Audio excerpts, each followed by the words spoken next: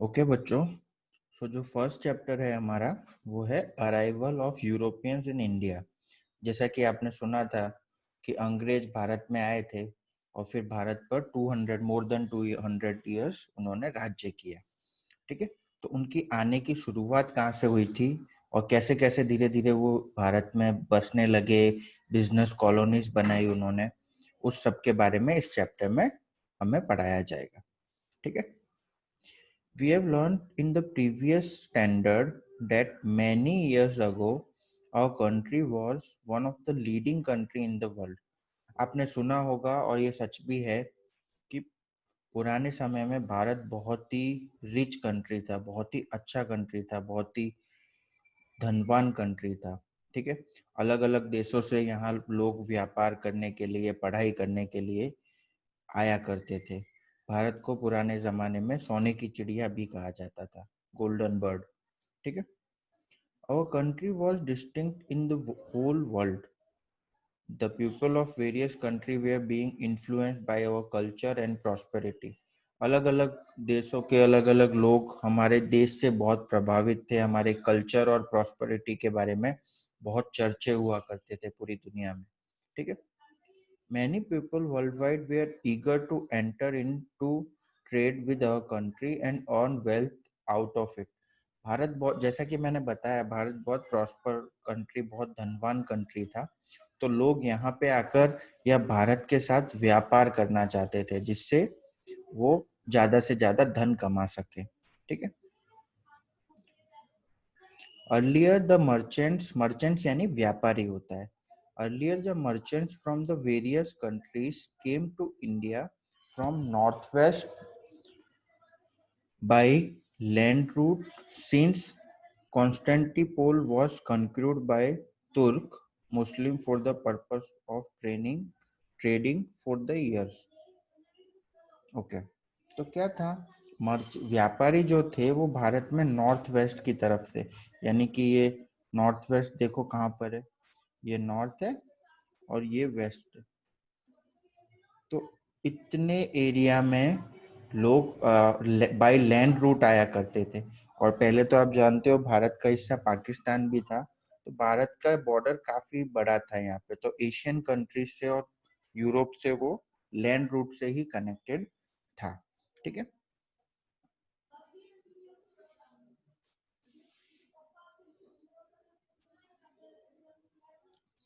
For years, Arab traders undertook trade through the land route, but as situation changed, trade through the land route stopped. ठीक है, अभी land route में क्या होता था, लोगों को एक देश से दूसरे देश, दूसरे देश से तीसरे देश, ऐसे करके भारत में आना पड़ता था।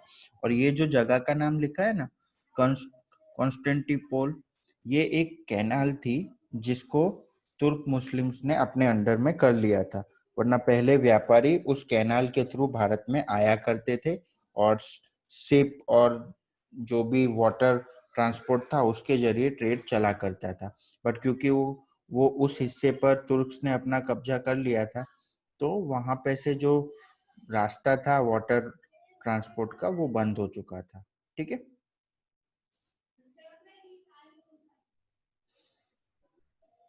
consequently the demand for Indian commodities like silk, cotton cloth, muslin, black pepper, spices, ये सब यूरोपियन कंट्रीज में भारत की इन चीज़ों की बहुत डिमांड थी।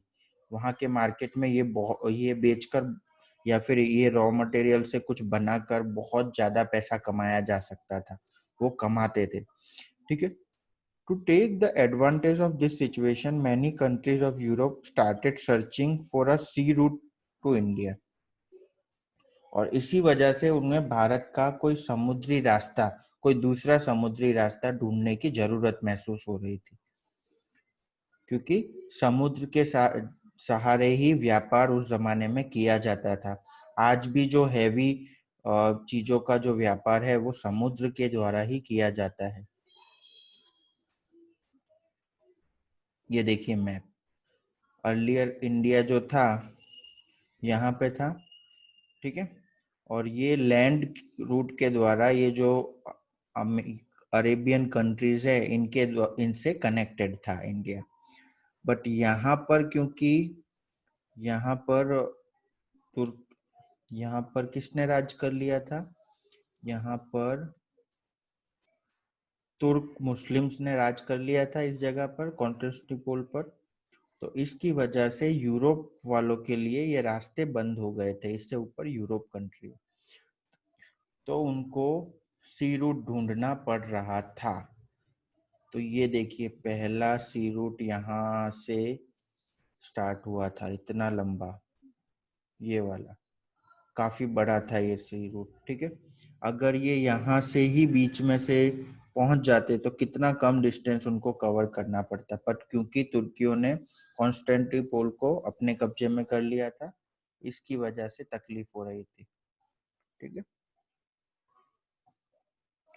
Subsequently, some adventurous sailors of Europe and other countries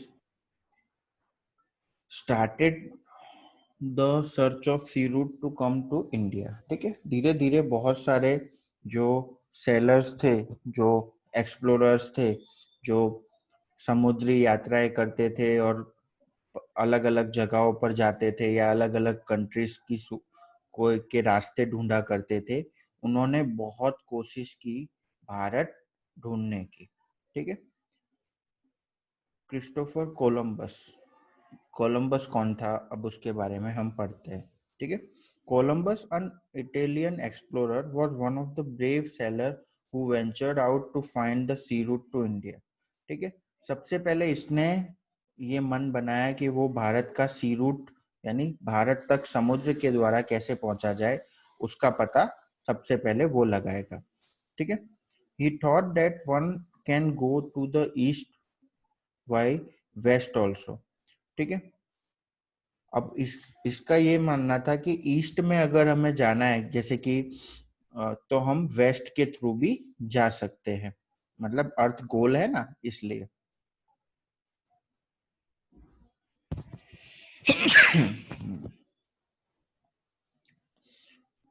Why did he believe so? ऐसा क्यों वो मानता था? Think about it. Of course earth गोल है, तो कहीं पे भी जाना है तो हम उल्टे भी होके जा सकते हैं और सीधे भी होके जा सकते हैं, दोनों ही सिचुएशन में हम वहां पहुंच जाएंगे। Columbus started his journey to India and accidentally reached America. Columbus जब भारत की खोज में निकला था तो भारत तो वो नहीं पहुंच पाया था, पर उसने गलती से अमेरिका को ढूंढ लिया था, ठीक है। तो इसीलिए शायद आपको पता हो, अमेरिका के जो लोग थे वो रेड कलर के थे, मतलब थोड़े गोरे थे, भारत की स्किन, भारत के जैसी स्किन नहीं थी उनको, तो इसलिए वहां के नागरिकों को रेड इंडियंस भी कहा जाता है, ठीक है। या जो उस जमाने में जो अमेरिका में जो लोग रहते थे उनको इंडियन अमेरिकन भी कहा जाता है, आज भी ये वर्ड वहां पे यूज होता है, क्योंकि उस जमाने में जो अमेरिका में रहते थे ना, तब कोलंबस ने अमेरिका को भारत समझ के ढूंढ लिया था। फिर जब देखा कि वो भारत नहीं है, तो फिर उसको दूसरा नाम दिया गया। As long as he lived, he was under misconception that he had discovered the sea route to India. जब तक वो जिंदा था उसे यही लगता था कि वो अमेरिका ना होकर वो इंडिया ही है और उसने इंडिया को ही ढूंढा है। Hence, even today the native of America are called Red Indians. ठीक है, इसलिए आज भी अमेरिका के नागरिकों को, जो उस समय जो पुराने अमेरिकन के नागरिक है, उनको रेड इंडियंस कहा जाता है। And the island group of Caribbean is known as West Indian, ठीक है। और अमेरिका के ही वेस्ट साइड में छोटे छोटे आइलैंड्स हैं। आपको पता हो, एक वेस्ट इंडीज नाम की एक क्रिकेट की टीम है, क्रिस गेल और ये सब जो प्लेयर्स है जो आईपीएल में खेलते हैं, वो वहीं से आते हैं। वहाँ छोटे छोटे आइलैंड्स है, छोटे छोटे टापू है, ठीक है। तो उस जगह को कोलंबस ने वेस्ट इंडीज नाम दे दिया था, और वो वेस्ट इंडीज आज भी उनका वही नाम है। और वहाँ ताज्जुब की बात है, वहां बहुत सारे इंडियंस आज रहते भी हैं, ठीक है। Vasco da Gama. अब वास्को डी गामा जो था वो पुर्तगाल का निवासी था। उसने भारत का समुद्र का रास्ता ढूंढ ही लिया, ठीक है। He encircled the Cape of Good Hope in the South Africa and reached the port of Calicut on 22nd May 1498. यानी ये डेट इतिहास में, हिस्ट्री में दर्ज हो गई। इस दिन पहली बार समुद्र के द्वारा भारत कैसे पहुंचा जा सकता है उसका पता वास्को डी गामा ने लगा दिया। यानी दुनिया के लिए भारत को खोजा कब गया? वास्को डी गामा के द्वारा 22 मई 1498 को इंडिया डिस्कवर्ड हुआ पूरी दुनिया के लिए। इंडिया तो था ही, लेकिन पूरी दुनिया को पता नहीं था वो कहाँ है, कैसे पहुंचा जा सकता है। तब वास्को डी गामा ने सबसे पहली बार पता लगाया। पहले वो अफ्रीका में पहुंचा, कैप ऑफ गुड होप, ये रहा कैप ऑफ गुड होप, और यहाँ से फिर उसने लोगों की सहायता से वो यहाँ पे पहुंचा। ठीक है।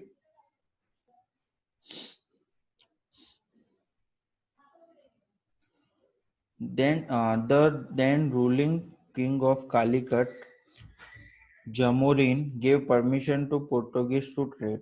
और ये वहां के कालीकट के राजा की सबसे बड़ी गलती, जिसको पूरे भारत को चुकाना पड़ा, और लगभग आज भी भारत चुका रहा है, क्योंकि ब्रिटिशर्स ने जितना लूटा है भारत को, आज भारत वरना कहाँ पे होता। ठीक है। तो ये जमोरिन नाम के राजा, जिनकी गलती, जिन्होंने पुर्तगालीज लोगों को वास्को डी गामा के कहने पर व्यापार करने की परमिशन दे दी भारत में। ठीक है। पुर्तगालीज स्टेब्लिश्ड अ फोर्ट इन कालीकट, उन्होंने अपना एक किला बनाया कालीकट में ट्रेड करने के लिए, अपनी एक ट्रेडिंग कॉलोनी बनाई। 1498 में वो आया था वास्को डी गामा, उसके 2 साल बाद। ठीक है। They fortified it and appointed a commander in chief, namely Albuquerque. ठीक है। उन्होंने एक कमांडर बनाया अपने बिजनेस को संभालने के लिए और फोर्ट को, जो किला था, उसकी रक्षा करने के लिए। Moving northward, Albuquerque conquered Goa. धीरे धीरे उसने क्या किया, अपनी पोर्टुगीज कॉलोनीज को बढ़ाना शुरू किया। अब उन्हें कालीकट से अकेले से पेट नहीं भर रहा था, तो उन्होंने गोवा को भी अपने अंडर ले लिया 6 साल बाद। Within a span of 100 years, Portuguese took control of Mangalore, Kochi, Goa, due, Mumbai, जितने भी समुद्र के किनारे वाली जो इलाके थे, उन सब जगहों पर उन्होंने अपना कब्जा कर लिया और वहाँ बिजनेस कॉलोनीज बनानी शुरू कर दी। इसमें क्या होता है, समुद्र के किनारे वो अपने फोर्ट क्यों बनाते थे? ताकि सामान आसानी से शिप के जरिए यूरोप पहुंचाया जा सकता है। ठीक है। तो लगभग 100 सालों में उन्होंने अपना साम्राज्य स्थापित कर लिया। End of Portuguese rule in the beginning of 17th century जब शुरू हुई, यानी 1600 ईयर के बाद वाला समय, Portuguese expanded their trade to Bengal. वो धीरे धीरे भारत में फैलते जा रहे थे, और उसी दरमियान क्या था कि ब्रिटिशर यूरोप में ये बात फैल चुकी थी कि पुर्तगीज भारत में व्यापार करके इतना सब कमा रहे हैं। तो अलग अलग यूरोपियन कंट्रीज में ये स्ट्रगल चालू हुआ कि कौन भारत पे राज करेगा। ठीक है। At this time Mughal emperor Shahjahan ruled India from Delhi. 16 के समय में जो शाहजहां थे, जिन्होंने ताजमहल बनाया था, वो भारत में रूल किया करते थे। The subedar of Bengal complain to Shahjahan about the behaviour of Portuguese. Portuguese थोड़े क्रूल भी थे, उनके पास मॉडर्न वेपन भी थे, और उनको हमने आश्रय दिया और आज वही हमें धमकियां दे रहे हैं और हमारे सारी जगहों पर अपना कब्जा करे जा रहे हैं। तो इस सब के बारे में बंगाल के सूबेदार ने पुर्तगीज के बारे में कंप्लेन की शाहजहां को। Thus the fort of Hooghly was demolished and ships were burned as per the order of emperor। Shahjahan ने तुरंत, उस समय मुगलों का राज हुआ करता था, ठीक है, शाहजहां ने तुरंत ऑर्डर दिया और उनका जो भी हुगली के पास, हुगली कोलकाता में हुगली रिवर है, ठीक है, उसके आसपास जो उनका किला था, वो किले को डिस्ट्रॉय करवा दिया गया और उनके शिप जला दिए गए। और इस तरह से पुर्तगीज का रूल जो था वो भारत में खत्म हो गया। ठीक है। लेकिन फिर भी छोटी छोटी जगह जैसे ड्यू, दमन और गोवा, गोवा में तो वो अभी तक थे। तो गोवा, इन 3 जगह पर उन्होंने अपना छोटा छोटा कॉलोनी बना के वहां पे चुपचाप व्यापार करते रहे। द डच, डच यानी हॉलैंड जो नेदरलैंड है उसके निवासियों को कहते हैं। After 100 years of arrival of Portuguese at the end of 16th century, the Dutch of Holland, now the Netherlands, come to India for trading. ठीक है, जैसा कि मैंने कहा यूरोपियन कंट्रीज में अब ये बात फैल चुकी थी कि भारत में व्यापार करके बहुत सारा धन कमाया जा सकता है, तो उनमें आपस में होड़ लग गई कि हम सब भी वहां पे जाएंगे और पैसे कमाएंगे। Initially they established fort at Pulicat and Madras. शुरू में उन्होंने 2 जगह पर अपने फोर्ट बनाए, ये भी समुद्र के किनारे वाली जगह थी वहां पर। They also established the trading centre at Agra in the year 1663। फिर उन्होंने एक सेंटर आगरा में देश के बीचों बीच बना लिया ताकि देश के अलग अलग हिस्सों से आसानी से कोऑर्डिनेशन की जा सके।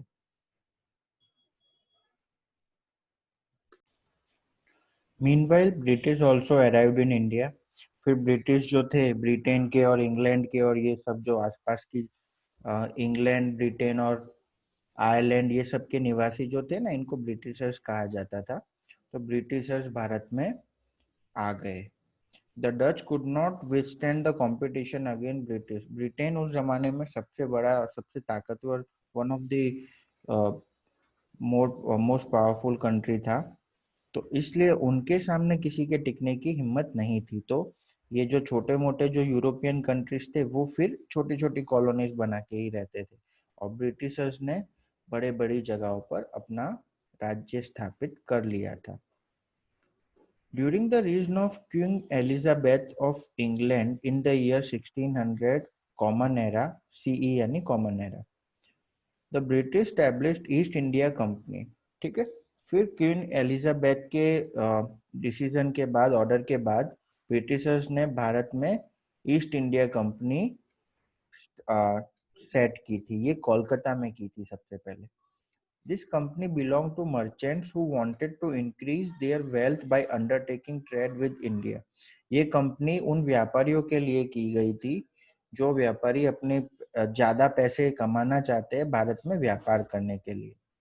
Okay, the first British ship arrived in India at the port of Surat. पहला जो ब्रिटिश का जहाज आया था वो सूरत में आया था 1608 में।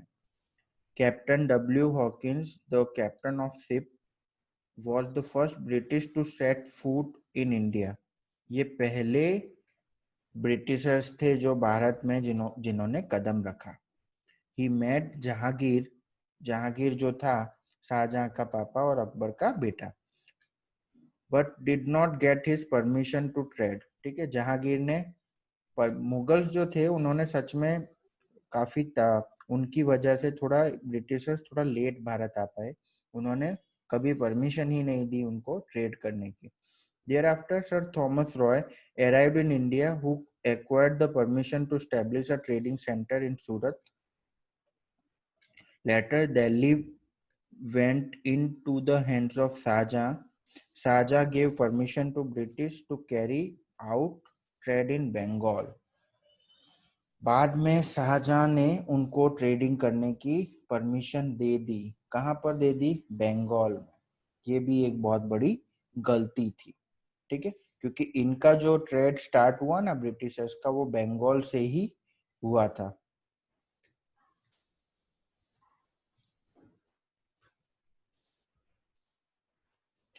द फ्रेंच, द फ्रांस के जो नागरिक थे, the French establish French east India company in the year 1664।